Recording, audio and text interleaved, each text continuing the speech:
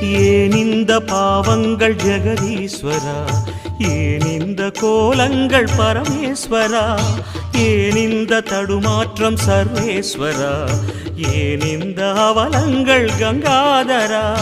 மூன்றாவதாம் உன் கண்ணையே நீர் திறப்பீர் உலகுயவே.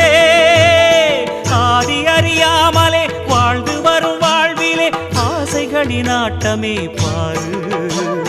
வாழ்க்கையில் சாவியும் ஆழியில் வீழ்ந்ததே, வழி என்பதென்ன இனி கூறு. கைலையில் தாண்டவம் ஆடியது போதுமே, பூமியில் நீ வந்து ஆடு.